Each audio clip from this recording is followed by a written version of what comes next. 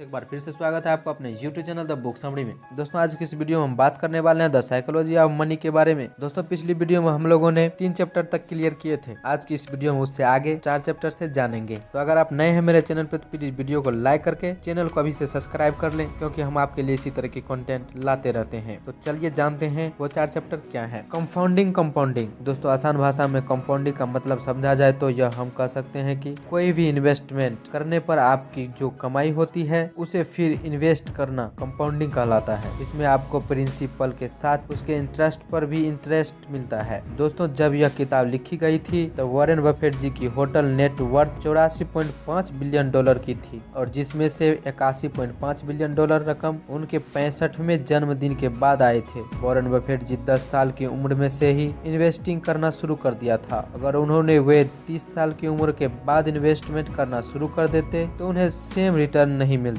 और उनकी hotel net worth 84.5 billion dollar की जगह सिर्फ 11.9 मिलियन डॉलर ही होते, क्योंकि कंपाउंडिंग के लिए पैसे की नहीं बल्कि टाइम की जरूरत होती है। वॉरेन बफेट इसलिए सफल नहीं थे क्योंकि वे अच्छे इन्वेस्टर थे, बल्कि वो इसलिए सफल थे और कामयाब है क्योंकि वे लंबे टाइम के लिए बहुत अच्छे इन्वेस्टर बने रहे। Chapter number 5, getting wealthy versus staying wealth. अमीर बने रहने के लिए थोड़ा सा पागलपन और किफायती होना जरूरी है। जैसे लिवरमोर में अमेरिका के एक ट्रेडर थे। 1229 के आई ग्रेट डिप्रेशन के समय पूरी दुनिया के इन्वेस्टर के पैसे डूब रहे थे। तब ऐसे कठिन समय में लिवरमोर ने 3 बिलियन डॉलर से भी ज्यादा कमाए, लेकिन इसके बाद भी वे रुके नहीं, और इसके बाद भी वे कठिन से कठिन दाव लगाते गए, और बदकिस्मती से 4 साल के भीतर ही उन्होंने अपनी सारी दौलत गवा दी और खुद अपनी जान ले ली। दोस्तों लिवरमोर की तरह बहुत लोग ज्यादा पैसा तो कमा पाते हैं, लेकिन इन पैसों को संभाल कर नहीं रख पाते। वही अपने पैसे को बचाने के लिए बहुत बड़े जोखिम से बचने और किफायती बनने और इस बात को इफेक्ट करने की आवश्यकता होती है कि आपकी सफलता में लक का भी बहुत महत्वपूर्ण भूमिका होती है। यहाँ पर किफायती होने का मतलब यह नहीं है कि कंगालों की तरह रहें, बल्कि इसका मतलब सिर्फ इतना है कि आप बिना वजह की अपने पैसे खर्च ना करें और दिखावे में न पड़े। Chapter number 5 tells you win.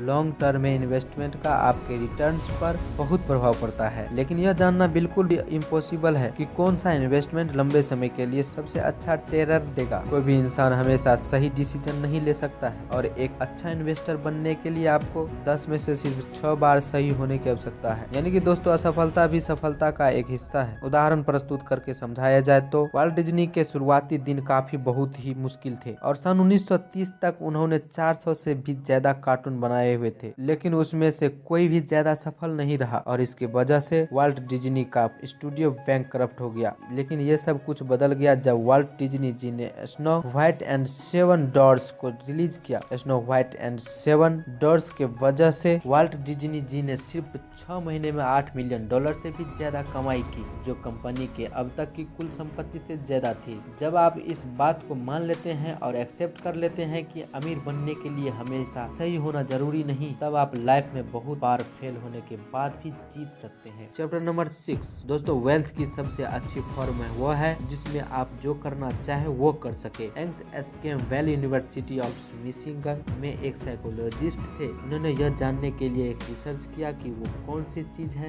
जो लोगों को असली खुशी देती है। उन्होंने अपनी रिसर्च में पाया अलग अलग चीजें चाहता है, लेकिन एक चीज सब में कॉमन थी, और वो है अपनी लाइफ के ऊपर आपका पूरा कंट्रोल होना। खुश रहने के लिए आपको आपके लाइफ के ऊपर पूरा कंट्रोल होना, अच्छी सैलरी, बड़ा घर और प्रोस्टिजियस जॉब से भी इम्पोर्टेंट है। जब आप कोई काम ऐसा करते हैं जो आप नहीं करना चाहते तो जाहिर सी बात है कि आप उस काम से नफरत करते हैं। लेकिन अगर आप अपना मनपसंद काम ऐसे वातावरण में करते हैं जिस पर आपका कंट्रोल हो, तब भी आप इस काम से नफरत करने लग जाएंगे। क्योंकि अमेरिकन सोलोजोसिस हजारों बुजुर्गों का इंटरव्यू लिया और उसने पूछा कि अपनी पूरी जिंदगी में कौन से ऐसे महत्वपूर्ण लेसन सीखेंगे। उनमें से लगभग सभी ने हार्डवर्क करने और ज्यादा पैसा कमाने पर ज्यादा जोर नहीं दिया, बल्कि उन्होंने अच्छे दोस्त बनाने और अपने परिवार के साथ क्वालिटी टाइम बिताने के लिए बात की। Chapter number 7 man in the car paradox.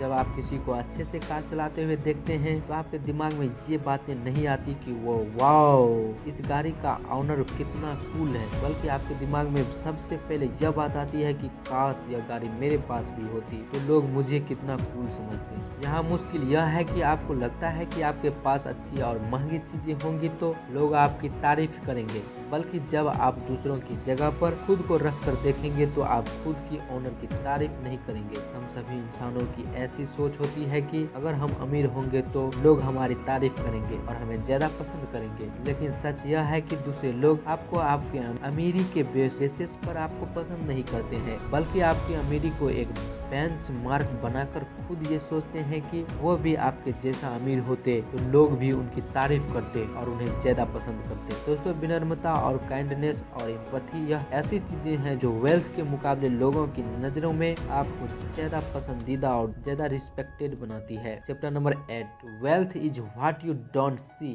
ज्यादातर लोग जो महंगी और फैंसी कार चलाते हैं वो एक्चुअल में अमीर नहीं होते हैं, बल्कि वे ज्यादातर अपना पैसा अपनी महंगी गाड़ी पर खर्च कर देते हैं। और एक महंगी कार यह बताती है कि ऐसे लोग को पैसे की समझ बिल्कुल भी नहीं होती। हम इंसान अक्सर बाहरी इंफॉर्मेशन की बेसिस पर दूसरे लोगों को जज करते हैं, जैसे कि कोई कौन सी गाड़ी चलाता है और कैसे घर में रहता है और किस तरह के कपड़े पहनता है, लेकिन वास्तव में असली वेल्थ अदृश्य या अनसीएबल होती है। ये ऐसे स्टेटस होते हैं नहीं बदला जाता है। रिच होना सिर्फ आपके लिए करंट इनकम को दर्शाता है, वही वेल्थी होने का मतलब है आपकी करंट सेविंग और इन्वेस्टमेंट, ताकि बाद में आप बिना किसी परेशानी के अपने पैसे खर्च कर सके। अमीर होने का मतलब यह नहीं है कि आप वेल्थी हैं। अमीर दिखने की इच्छा के पीछे का सबसे बड़ा कारण यह भी है कि ऐसे रिच मॉडल्स को ढूंढना काफी आसान है और वे आसानी से दिख भी जाते हैं। वहीं पर एक वेल्थी रोल मॉडल ढूंढना काफी मुश्किल है, क्योंकि वेल्थ हमेशा छिपी रहती है। चैप्टर नंबर 9,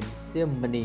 आपके खर्च करने के बाद बचे पैसे को जमा करना ही वेल्थ कहलाता है। वेल्थ को इकट्ठा करने के लिए आपको ज्यादा इनकम की जरूरत नहीं है, बल्कि आपको हाई सेविंग की जरूरत है। आपकी वेल्थ की वैल्यू आपको जरूरतों और इच्छा पर निर्भर करती है। Chapter number 10, reasonable rational. आप एक रोबोट नहीं है, एक इंसान है, इसलिए आपसे गलतियां होना आम बात है। आप पूरी तरह रेशनल होकर अपने फाइनेंशियल डिसीजन नहीं ले सकते हैं। आपको रेशनल से ज्यादा रीजनेबल होने पर ज्यादा ध्यान देना चाहिए और यह ज्यादा रियलिस्टिक है और लॉन्ग टर्म में आपके अमीर बनने के चांसेस को भी बढ़ा। दोस्तों, घर बैठे अमेज़न से अगर आप ये बुक मंगाना चाहते हैं तो लिंक डिस्क्रिप्शन में दे दिया हूँ, आप वहाँ से परचेस कर सकते हैं। तो दोस्तों, आज की वीडियो बस यहीं तक। दोस्तों, अगर आपके मन में अब भी कोई सवाल या सुझाव है तो हमें कमेंट करके जरूर बताइएगा। आपका बहुमूल्य समय देने के लिए बहुत बहुत धन्यवाद। Wish you all the very best. जय हिंद।